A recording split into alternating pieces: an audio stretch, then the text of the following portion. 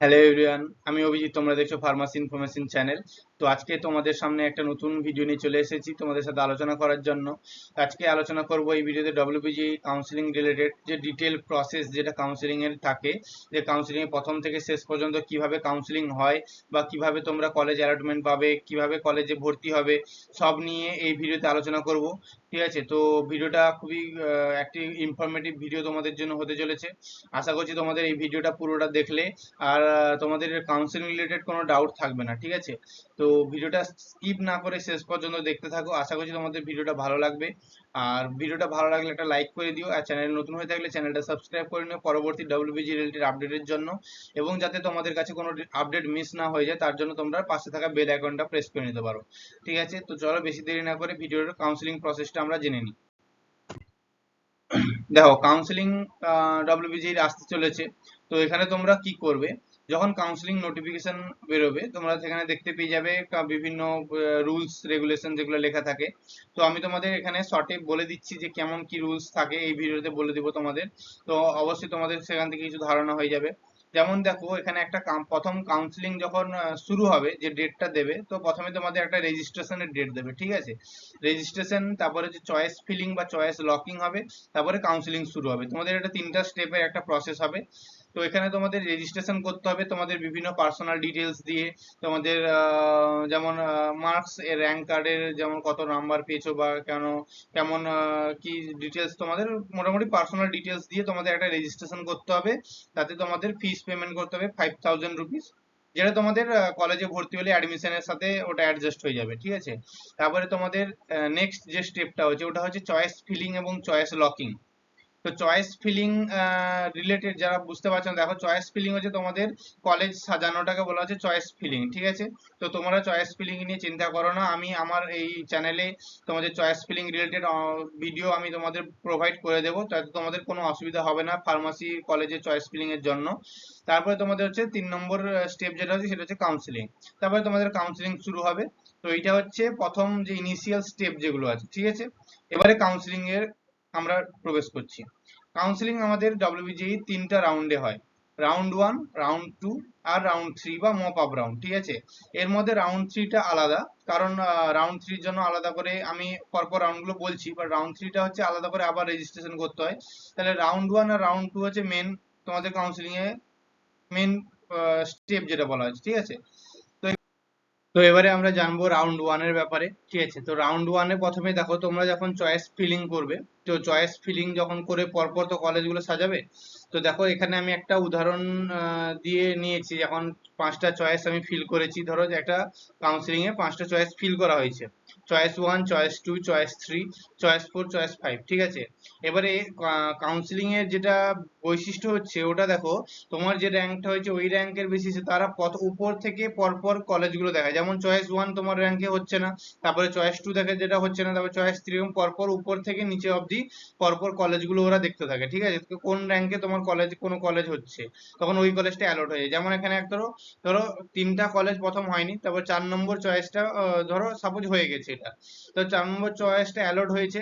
এবং যখন যে কোনো একটা কলেজ তোমার চয়েস ফিলিং এর মধ্যে অ্যালট হয়ে যাবে, তার নিচের সমস্ত কলেজগুলো ওটা বাতিল হয়ে যাবে। ঠিক আছে, তো ওখানে তার নিচের কোনো কলেজ আর কাউন্সিলিং এ তোমার কাউন্সিলিং এ থাকবে না।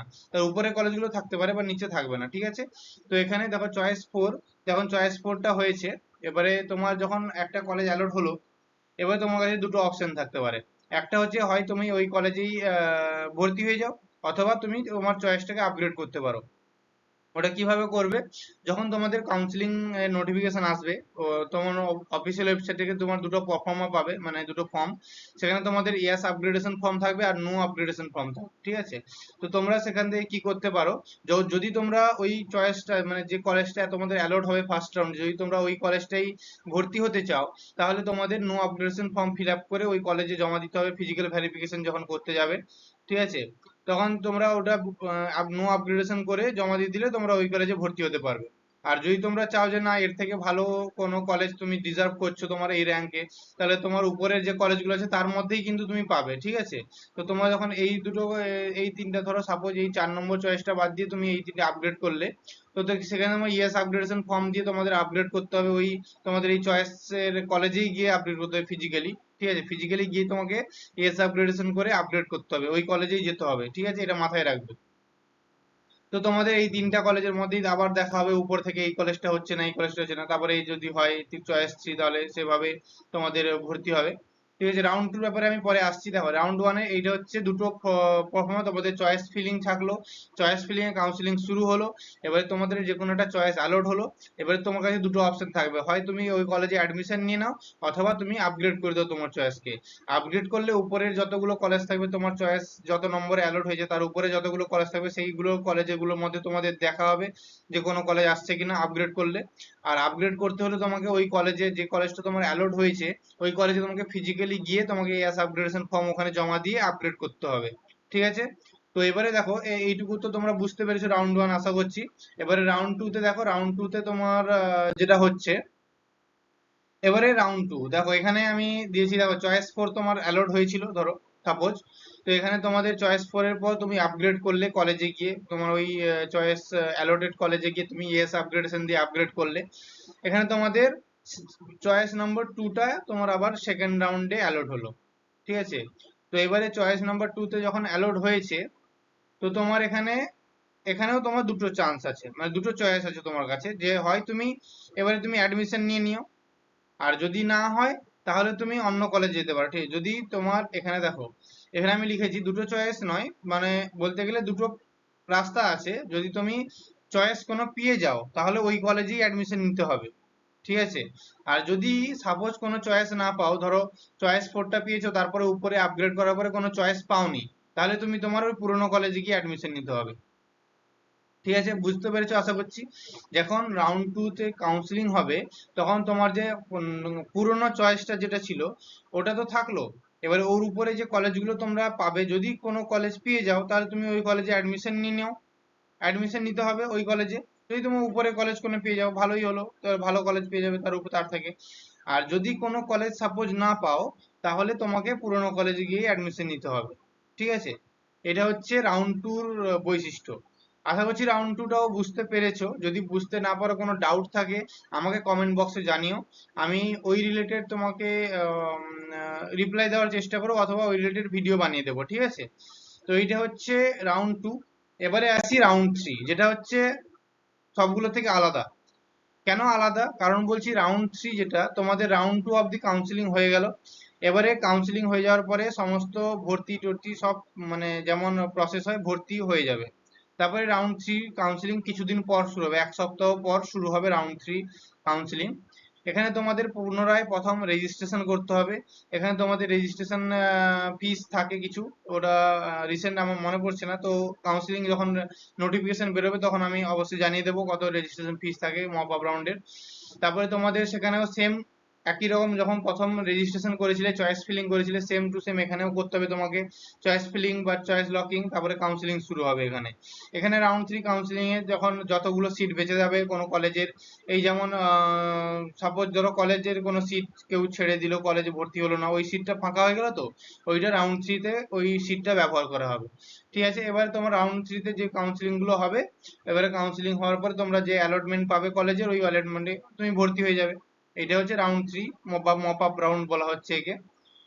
তো কাউন্সিলিং এর এই তিনটা রাউন্ড ছিল এবং প্রসেসটাই ছিল। যদি তোমরা, আশা করছি সবাই বুঝতে পেরেছো।